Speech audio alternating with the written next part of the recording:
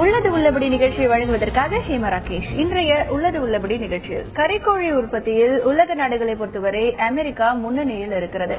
மேலும் கறிக்கோழியை பயன்படுத்துவதில் இந்தியாவில் இருக்கக்கூடிய அனைத்து மக்களும் ஒரு பெரும்பாலான சதவீதத்தினர் இருக்கிறார்கள். கடந்த 2007ஆம் ஆண்டு அமெரிக்காவில் பரவிய பறவை காய்ச்சல் நோய் காரணமாக அமெரிக்காவிலிருந்து இறக்குமதி செய்யக்கூடிய கறிக்கோழிக்கு நம்முடைய இந்திய அரசு தடையை விதித்திருந்தது.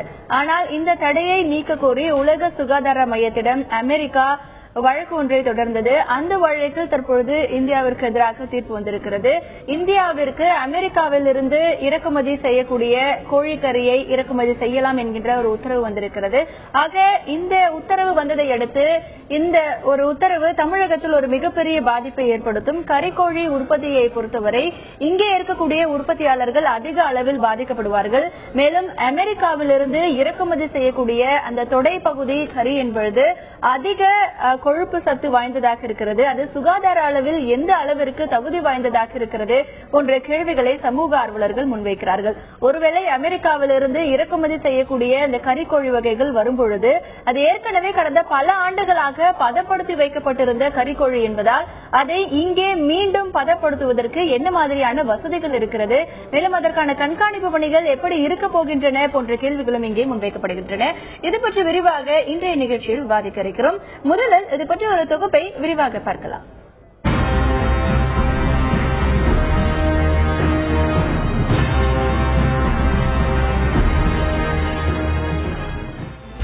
தமிழகத்தில் நாமக்கல் மற்றும் பல்லடம் பகுதிகளில் உள்ள 10,000 பண்ணைகளில் சுமார் 6 கோடி கறிக்கோழிகள் வளர்க்கப்பட்டு வருகின்றன.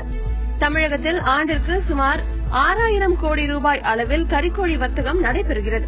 தேசிய அளவில் 90,000 கோடி ரூபாய் அளவில் வர்த்தகம் நடக்கிறது. இந்நிலையில் அமெரிக்காவிலிருந்து கோழியின் தொடைப்பகுதி கறி பெருமளவு இறக்குமதி செய்யப்படுகிறது. ஆங்கிலத்தில் லெக் பீஸ் என அழைக்கப்படும் கோழியின் தொடை இறைச்சி மற்றும் முட்டை இறக்குமதி செய்ய கடந்த 2006ஆம் ஆண்டு இந்தியா தடை செய்தது. ஆனால் அமெரிக்கா உலக வர்த்தக மையத்தில் முறையீடு செய்ததன் காரணமாக இந்தியாவில் இறக்குமதி செய்ய அந்த மையம் அனுமதி அளித்தது. இதனால் தமிழகத்தில் மட்டுமில்லாமல் இந்தியாவில் உள்ள சிறு குறு கோழி உற்பத்தியாளர்கள் பெரிதும் பாதிக்கப்படுவார்கள் என கோழி பண்ணையாளர்கள் தெரிவித்துள்ளனர். அமெரிக்காவிலிருந்து இறக்குமதியாகும் கோழியின் தொடை இறைச்சியில் கொழுப்பு மிகுந்து இருப்பதாகவும் இது நோய்களை உருவாக்கும் என்றும் சமூக ஆர்வலர்கள் குற்றம் சாட்டுகின்றனர்.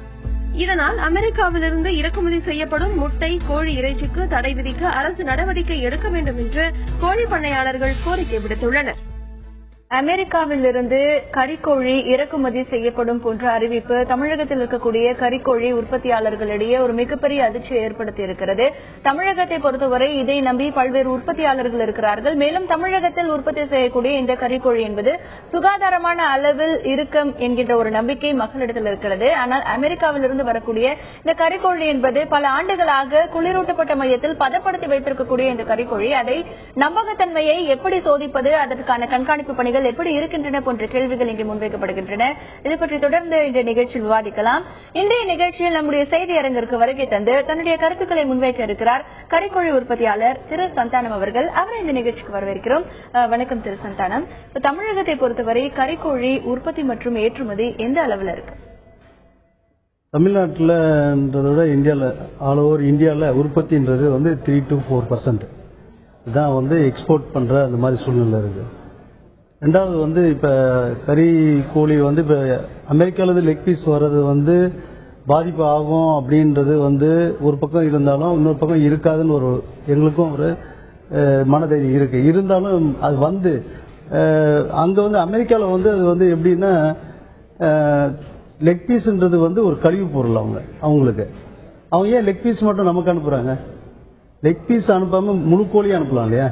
அந்த முழு கோழி அனுப்பாம முழு கோழியில உள்ள நல்ல பகுதிகள்லாம் எடுத்துக்கிட்டு லெக் பீஸை மட்டும் நமக்கு இந்தியாவுக்கு அனுப்புறதுக்கு அவங்க ஏன் முயற்சிக்கிறாங்க? சைனால இதை எதிர்க்கிறாங்க, ரஷ்யால எதிர்க்கிறாங்க, வியட்நாம்லயும் இதை எதிர்ப்பு தெரிவிச்சிருக்காங்க. அவங்களாம் அக்செப்ட் பண்ணல. ஆனா இந்தியாவில மட்டும் இதை முயற்சி பண்ணி திணிக்க பாக்குறாங்க.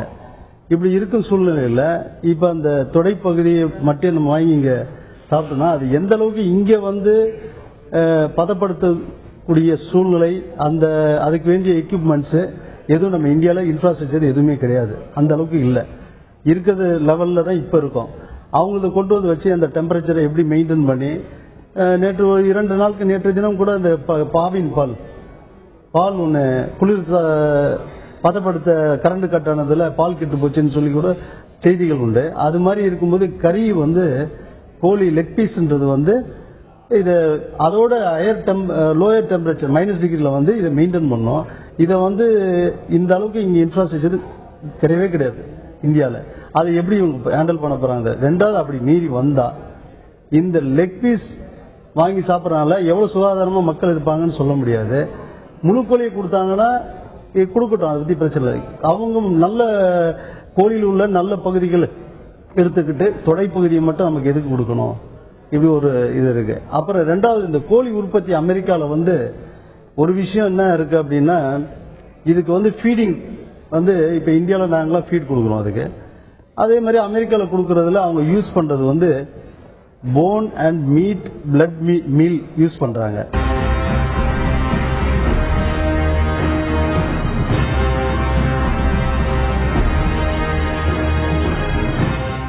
அமெரிக்காவிலிருந்து கறிக்கோழி இறக்குமதி செய்யப்படும் என்கின்ற ஒரு அறிவிப்பு வந்திருக்கிறது. உலக சுகாதார மையம் இதற்கு அனுமதியையும் அளித்திருக்கிறது. ஆக அந்த கறிக்கோழி இந்தியாவிற்கு இறக்குமதி செய்யும் பட்சத்தில் இங்கே இருக்கக்கூடிய கறிக்கோழி உற்பத்தியாளர்கள் என்ன பாதிப்புகளை சந்திப்பார்கள்? அந்த கறிக்கோழி என்பது நம் உடல் நலத்திற்கு ஏற்றதுதானா? அது எந்த அளவிற்கு சுகாதாரமாக வைக்கப்பட்டிருந்தது போன்ற தகவல்கள் பற்றி விரிவாக பார்த்து வருகிறோம். தொடர்ந்து இது பற்றி தமிழகத்தில் இருக்கக்கூடிய கறிக்கோழி உற்பத்தியாளர்கள் என்ன கருத்துக்களை முன்வைத்திருக்கிறார்கள் கேட்கலாம்.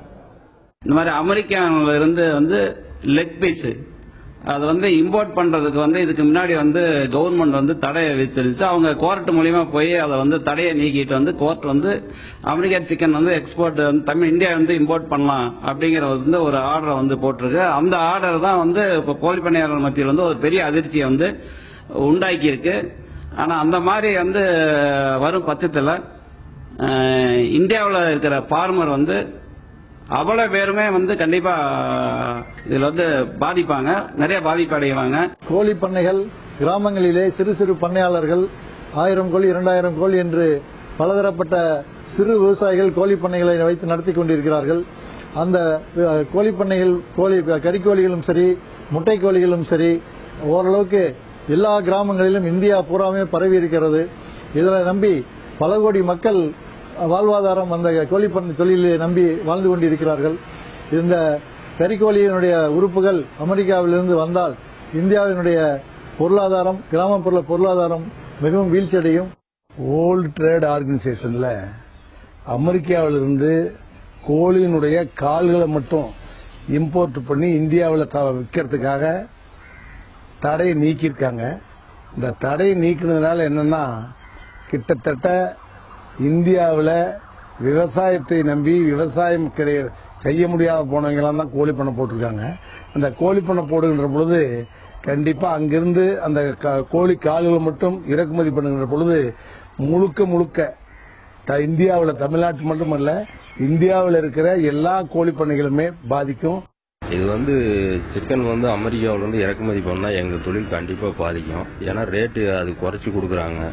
இந்த விலைக்கு ரேட்டு குறைக்கும் போது இந்த கறி எடுக்க மாட்டாங்க. அதனால இறக்குமதி பண்ணாங்கன்னா கண்டிப்பா எங்க தொழிலெல்லாம் பாதிக்கும். எல்லா விலைவாசியும் ஏறி போச்சு. விலை குறையறது தான் மக்கள் பார்ப்பாங்க. அதனால எங்க வியாபாரம் பாதிக்கும். இறக்குமதி பண்றாங்க லெக் பீஸ், கோழி லெக் பீஸ். அதனால எங்களுக்கு தொழில் ரொம்ப பாதிப்பாகுங்க. இதை நம்பிதான் நாங்க இருக்கிறோம். நான் மட்டும் இல்ல, இன்னும் பல லட்சம் பேர் இந்த தொழில் நம்பி இருக்கிறாங்க. அதனால இது வேண்டாங்க, நாங்க தொழில் ரொம்ப பாதிப்பாயிரும். தமிழகம் முழுமைக்கும் இருக்கக்கூடிய கோழி உற்பத்தியாளர்கள் சிலரின் கருத்துக்களை பார்த்தோம். தொடர்ந்து திரு சந்தானம் அவர்களிடத்தில் பேசலாம். திரு சந்தானம், இப்ப அமெரிக்காவிலிருந்து அந்த கறிக்கோழி இறக்குமதி செய்யப்படும் பட்சத்துல என்ன மாதிரியான பாதிப்புகளை எல்லாம் கோழி உற்பத்தியாளர்கள் சந்திக்க நேரிடும்? அவற்றை சார்ந்து இருக்கக்கூடிய என்ன மாதிரியான தொழில்கள் உற்பத்தியாளர்கள் எல்லாமே பாதிக்கப்படுவாங்க? அதாவது அமெரிக்காவிலிருந்து இந்த தொடை லெக் பீஸ் என்றதை இங்க இம்போர்ட் பண்ணும்போது என்ன பிரச்சனைனா, எங்க லோக்கல் மார்க்கெட்டோட காம்படிட்டிவ் பண்ணும்போது அவங்க என்ன பண்ணுவாங்க, ரொம்ப லீஸ்ட் அங்க அது கழிவு என்ற அடிப்படையில் இருக்கும்போது அவங்க ஒன்லி டிரான்சிட்டோட செலவு தான், டிரான்ஸ்போர்ட் செலவு தான். அந்த செலவை வச்சு அவங்க கொடுக்கும்போது மலிவா இருக்கும் அப்படின்ற பட்சத்தில் அதை வியாபாரம் கண்டிப்பா எங்களை பாதிக்கும் பட்சத்தில் என்ன ஆகும்னா, உற்பத்தியாளர்ல இருந்து எங்களை தொடர்ந்து இருக்க பண்ணையாளர்கள், அதுவும் விவசாயிகள் கிட்டத்தட்ட பாத்தீங்கன்னா ஒரு குறைஞ்சது வந்து ஒரு இல்லைனாலும் ஒரு 35 லட்சம் டன் வந்து மக்காச்சோளம் உற்பத்தியாளர் விவசாயிகள் பாதிப்பாங்க. அப்புறம் ஒரு 15 லட்சம் டன் சோயா உற்பத்தியாளர்கள் பாதிப்பாங்க. இவங்கெல்லாம் வந்து அப்ப அவங்களுடைய விவசாயம் எல்லாம் நசுங்கும் போது அதுக்கப்புறம் இப்படி படிப்படிப்படியா பாத்தீங்கன்னா எல்லாருமே இந்த தொழில் சார்ந்த நாளைக்கு பால் உற்பத்தி கூட பயங்கர பாதிக்கும், இறைச்சி மற்ற முட்டை உற்பத்தி பாதிக்கும், எல்லாமே பாதிக்கக்கூடிய சூழ்நிலை வந்துடும். ஏன்னா இது சீப்பஸ்ட் லெக் பீஸ் அப்படின்னு ஒரு சூழ்நிலை வந்துச்சுன்னா முட்டை வந்து நீங்க வந்து ஒரு முட்டை வாங்கினீங்கன்னா கடையில் 5 ரூபா விற்குதுன்னா இது ஒரு லெக் பீஸ் 10 ரூபாய்க்கு வித்தா அதை வாங்கி சாப்பிட்டு போயிடுவாங்க. இந்த மாதிரி ஒரு சூழ்நிலைகள் வரும். ஆனா இவங்க திட்டமிட்டு இந்த வந்து கழிவு பொருளை இந்தியாவுக்கு இறக்குமதி பண்றதை வந்து ஏற்றுக்க கூடாது. ஏன் அப்படின்னா இன்னொரு விஷயம், அந்த மீட்டின் தன்மை, அது கறியின் தன்மை வந்து என்ன இருக்கு அப்படின்னா அவங்க யூஸ் பண்ற raw material bone and meat, blood meat use பண்றாங்க. அது வந்து பொதுவாகவே சிக்கன் வந்து ஒயிட் மீட்டு, மட்டன் வந்து ரெட் மீட்டு. இப்படி இருக்கும்போது இவங்க என்ன பண்றாங்க, அந்த அவங்களுடைய சிக்கன் வந்து ரெட் மீட்டுக்கு கம்பேர் டு ரெட் மீட் தான். அந்த மாதிரி ஒரு பொருளை யூஸ் பண்ணும்போது அந்த மீட்டோடைய தன்மை கண்டிப்பா வந்து உடல் நலத்தை பாதிக்கும். அது வந்து நம்ம நாட்டில் வந்து எல்லாருமே இன்னைக்கு உற்பத்தியாளர் யாருமே அந்த வேலையை செய்யறது கிடையாது. அது மேலை நாடுகளில் எல்லாரும் பண்றாங்க. அதுவும் அமெரிக்காவில் சர்வசாதாரணமா செய்யறாங்க. அது மட்டும் இல்லாம அவங்க என்ன பண்றாங்க, ஸ்லாட்டர் ஹவுஸ் வச்சிருக்காங்க. அமெரிக்காவில் இங்க எப்படி அப்படின்னா இந்தியாவை பொறுத்தவரை ஸ்லாட்டர் ஹவுஸ் வச்சிருக்கவங்க என்ன பண்றாங்க, உற்பத்தியாளரே ஸ்லாட்டர் ஹவுஸ் வச்சிருப்பாங்க, பண்ணையாளர்களே. அங்க அப்படி இல்லை, அவங்க வந்து ஸ்லாட்டர் ஹவுஸ் தனியா வச்சிருப்பாங்க, எக்ஸ்போர்ட்டர்ஸ் தனியா இருப்பாங்க. ஒரு 10 கம்பெனி இருக்காங்கன்னா அவங்க கோழி யார் உற்பத்தி பண்றாங்களோ அங்கிருந்து வாங்குவாங்க. அங்க ஸ்லாட்டர் ஹவுஸ் எப்படி இருக்கும்னா கோழிக்கு பண்ற ஸ்லாட்டர் மாடு ஆடுக்கு பண்றதும் பக்கத்துல இருக்கும். அப்ப அதுல இருந்து இது கண்டாமினேஷன் ஆகிறதுக்கு நிறைய வாய்ப்பு இருக்கு. இந்த மாதிரிலாம் இருக்க ஒரு பொருளை வந்து இந்தியாவுக்கு கொண்டு வர்றது மக்களுக்கு நல்லதே இல்லை, நாட்டுக்கும் நல்லதில்லை. தொடர்ந்து பேசலாம் திரு சந்தானம்.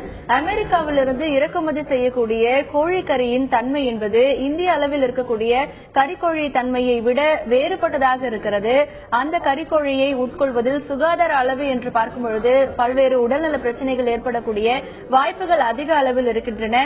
மேலும் அந்த அமெரிக்காவிலிருந்து வரக்கூடிய கறிக்கோழி இறக்குமதி இங்கே செய்யப்பட்டால் இங்கே இருக்கக்கூடிய கறிக்கோழி உற்பத்தியாளர்கள் மற்றும் அதை சார்ந்து இருக்கக்கூடிய பல தொழிலில் பாதிப்படையக்கூடிய ஒரு சூழ்நிலை உருவாக்கி இருக்கிறது. ஆக இதை தடுக்க அரசு முன்வர வேண்டும் போன்ற கோரிக்கைகள் முன்வைக்கப்பட்டிருக்கின்றன. தொடர்ந்து இது பற்றி விவாதிக்கலாம்.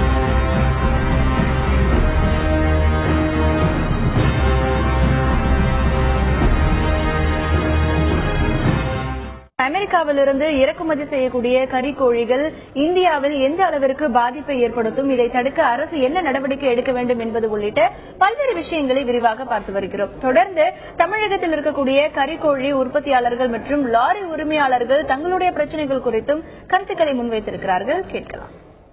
கோழி பண்ணைகளுக்கு தேவையான ரா மெட்டீரியல் என்று சொல்லக்கூடிய மூலப்பொருட்கள் ஒரு இடத்திலிருந்து மற்றொரு இடத்திற்கு லாரி போக்குவரத்தின் மூலமாக கொண்டு செல்லப்படுகின்றது. அவ்வாறு கொண்டு செல்லப்படுகின்ற பொருள் போக்குவரத்து பாதிக்கின்ற சூழ்நிலையும் ஏற்படும். ஏனென்று சொன்னால் அத்தியாவசிய பொருட்களாக இருக்கின்ற மக்காச்சோளம், புண்ணாக்கு, கருவாடு, முட்டையை ஒரு இடத்திலிருந்து மற்றொரு இடத்துக்கு கொண்டு சேர்த்தல் போன்ற பணிகள் லாரிகளின் மூலமாகவே செய்யப்பட்டு வருகின்றது. அவ்வாறு கறிக்கோழிகள் இறக்குமதி செய்யப்பட்டால் லாரி தொழிலும் பாதிக்கின்ற சூழ்நிலை ஏற்படும். இது வந்து அமெரிக்கால இருந்து சிக்கன் வர வச்சாக்கா வந்து எங்களுக்கு தொழில் பாதிக்கும். இதனால அது வந்து வர வச்சாக்கா வர வைக்க கூடாது. வர வச்சாக்கா என்னோட தொழில் பாதிக்கும், என் குடும்பம் பாதிக்கும். எல்லாம் அதை நம்பி நிறைய பேர் வண்டி ஓட்டுறாங்க, நிறைய வேலை செய்யறாங்க, பண்ண வேலைங்க செய்யறாங்க. எல்லாரோட குடும்பமும் பாதிக்கும். ஜெனட்டிக் அப்படின்னு சொல்லி ஒரு சர்டிபிகேட் வாங்கி அமெரிக்காவிலிருந்து இங்க இம்போர்ட் பண்ணணும்னு சொல்லி சொன்னா கண்டிப்பா அந்த சர்டிபிகேட் வந்து அமெரிக்காவில் தரமாட்டாங்க. நம்ம இதுல அது வந்து பேன் பண்ணிருக்காங்க இந்தியாவில். அதனால கண்டிப்பா அந்த மாதிரி பண்ணணும்னு சொல்லி சொன்னா கண்டிப்பா அதை பேன் பண்ணலாம். அதே சமயத்தில் அவங்க வந்து கோழி எல்லாம் சாப்பிட்டு வெறும் கால், அதாவது அங்க கால் யாரும் அமெரிக்காவில் விரும்பி சாப்பிடறதில்ல, அங்க தூக்கி விசிற கால்களை வந்து இங்க இந்தியாவுக்கு அனுப்புறாங்க. இப்ப வந்து நாங்க நாமக்கல், பஞ்சாப், ஹரியானா, கர்நாடகா வந்து கோழிக்காக வந்து நாங்க தீவனம் கொண்டு வந்துக்கிறோம். வந்து அமெரிக்காவில இருந்து சிக்கன் இறக்குமதி பண்றாங்கன்னு சொல்லிக்கிறாங்க. அது இறக்குமதி பண்ணா எங்களுக்கு வந்து மோட்டார் வந்து ஏற்பட்டு லாஸ் ஆகும். நாமக்கல்ல இருக்கிற தமிழ்நாட்டில் இருக்கிற கோழி பண்ணி வந்து நிறைய பாதிக்கும். அதனால எங்களுக்கு வந்து தொழில் யாகவும் முடங்கும். இதை விட்டாலே நாங்க வந்து இதே தான் நம்பி வண்டி வச்சு நாங்க தொழில் பண்ணிட்டு இருக்கிறோம். லாரி உரிமையாளர்களின் கருத்துக்களை பார்த்தோம். தொடர்ந்து திரு சந்தானம் அவர்களிடத்தில் பேசலாம். திரு சந்தானம், இந்த விவகாரத்துல அமெரிக்காவிலிருந்து முழு கோழியை இறக்குமதி செய்யலாம், அப்படி இல்லைன்னா அங்கிருந்து இறக்குமதி செய்யக்கூடிய இந்த கறி வகைகளுக்கு 300% வரியை அரசு விதிக்கலாம் அப்படிங்கிற குரல்களும் எழுந்திருக்கு. இது எந்த அளவிற்கு பலனை தரும்? இந்த விஷயத்துல கவர்மெண்ட் என்ன ஸ்டெப்ஸ் எடுக்கணும்னு நினைக்கிறீங்க? கவர்மெண்ட் இதுல மெயினா எடுக்க வேண்டிய முக்கிய செயல் என்ன அப்படின்னா, முழு கோழி இறக்குறது நம்ம வேணா சொல்லிக்கலாம். ஆனா முழு கோழி கூட அது உண்ணக்கூடிய தீவனம் ஜெனடிக் மாடிஃபைடு சோயா. அதை மாடிஃபைட் பண்ண சோயா ஜெனடிக்லி மாடிஃபைடு சோயா நம்ம இறக்குமதி பண்றதுக்கு அனுமதியே இல்லை. பல முறை முயற்சித்தும் இந்திய அரசாங்கம் அதுக்கு அனுமதி கொடுக்கல, அது ரத்து பண்ணிட்டாங்க. அப்ப ஜெனடிக்லி மாடிஃபைட் பண்ண சோயா சாப்பிட்ட ஒரு கறிக்கோழி, அந்த கறியை மட்டும் இந்தியாவுக்கு வருவது எப்படி, எந்த விதத்துல சாத்தியம்? அது மட்டும் உண்றதுக்கு மக்கள் ஏத்துக்குவாங்களா? அது சாத்தியமே கிடையாது. ஃபர்ஸ்ட் இது அது வந்தா 300% நம்ம வரி விதிக்கிறது, அதெல்லாம் என்னை பொறுத்தல வராமே இருக்கிறது தான் பெட்டர். ஏன்னா உள்ளூர் தொழிற்சாலைகள், அதை நம்பியுள்ள வேலை செய்யும் ஊழியர்கள், அதை நம்பி உள்ள மற்ற இன்ஃப்ராஸ்ட்ரக்சர், டிரான்ஸ்போர்ட், அப்புறம் விவசாயிகள், ஃபார்மர்ஸ் எல்லாரும் பாத்தீங்கன்னா கிட்டத்தட்ட பாத்தீங்கன்னா ஆல் ஓவர் இந்தியா ஒரு 4 லட்சம் ஃபேமிலி இருக்கு. எது அதாவது டைரக்டா, இன்டைரக்டா எவ்வளவுன்னு கணக்கே சொல்ல முடியாது, அவ்வளோ ஃபேமிலி இருக்காங்க. இவங்கெல்லாம் எப்படி இந்த சிக்கன் இங்க வந்ததுன்னா இதோட சூழ்நிலை எப்படி மாறும்னே தெரியல. இந்த இண்டஸ்ட்ரி இப்பதான் கடந்த 3 வருட காலமா இந்த பொலிட்ரி இண்டஸ்ட்ரி ரொம்ப நசுங்கி போய் கிடக்கு. ஏன் அப்படின்னா சூழ்நிலைகள் அப்பப்ப பறவை காய்ச்சல் அது இதுன்னு வரும்போது என்ன ஆயிடுதுன்னா, மக்கள் அதை இன்டேக் குறைஞ்சோடனே நிறைய லாஸ் ஆகி எல்லாரும் அதுலயே இன்னும் வெளியே வர முடியாத சூழ்நிலை இருக்காங்க. அப்படி இருக்க சூழ்நிலையில இப்ப அமெரிக்கால இருந்து சிக்கனை கொண்டு வந்தீங்கன்னா, இப்ப ஆல்ரெடி பாத்தீங்கன்னா இப்ப போன ஜனவரி மாசம் வரையும் பேன் பண்ணியிருந்தாங்க. அங்க அமெரிக்காலேயே சிக்கன் விற்க கூடாதுன்னு. அமெரிக்கால லாஸ்ட் ஜனவரி வரையும் உங்களுக்கு பேட் ஃப்ளூ இருந்தது. அப்படி இருக்கும்போது இது எப்படி அங்கிருந்து என்ன சுகாதாரத்தோட இங்க கொண்டு வர போறாங்க அப்படின்றது எங்களுக்கு தெரியல. இது அரசாங்கம் ரொம்ப கண்ணு கருத்துமா இதை பார்த்து இதை 100% இதை ரத்து செய்யணும் வரத. திரு சந்தானம், உங்களுடைய தகவல்களுக்கு நன்றி. அமெரிக்காவிலிருந்து கறிக்கோழி இறக்குமதிக்கு உலக சுகாதார மையம் தற்பொழுது அனுமதி அளித்திருக்கிறது. அப்படி அமெரிக்காவிலிருந்து கறிக்கோழி இந்தியாவிற்கு இறக்குமதி செய்யப்படும் பட்சத்தில் இந்தியாவில் இருக்கக்கூடிய கறிக்கோழி உற்பத்தியாளர்கள் ஒரு மிகப்பெரிய பாதிப்பை சந்திப்பார்கள். இந்த துறை என்பது ஏற்கனவே 3 வருடங்களாக சரிவை சந்தித்து வரக்கூடிய ஒரு சூழ்நிலையில் இப்படிப்பட்ட ஒரு அறிவிப்பு மேலும் அதிர்ச்சியில் ஆழ்த்தி இருக்கிறது கறிக்கோழி உற்பத்தியாளர்களை.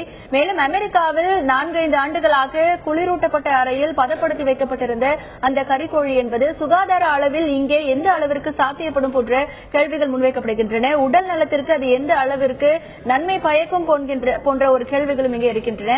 மேலும் இந்த கறிக்கோழி என்பது எந்த விதத்தில் சுகாதாரமாக இருக்கிறது, இங்கே அப்படி இறக்குமதி செய்யும் பட்சத்தில் அதற்கான குளிரூட்டப்பட்ட மையங்கள் இருக்கிறதா, வசதிகள் எப்படி இருக்கின்றன போன்ற கண்காணிப்பு பணிகளும் மேற்கொள்ள வேண்டியிருக்கிறது. ஆக ஒட்டுமொத்த மக்களின் நன்மைக்கேற்ப இந்திய அரசு இதில் தகுந்த நடவடிக்கை எடுக்க வேண்டும் என்பது ஒட்டுமொத்த மக்களின் கோரிக்கையாக இருக்கிறது. இந்த நிகழ்வில் பங்கேற்று தன்னுடைய கருத்துக்களை முன்வைத்த திரு சந்தானம் அவர்களுக்கு நன்றி. மீண்டும் ஒரு உள்ளது உள்ளபடி நிகழ்ச்சியில் சந்திக்கலாம்.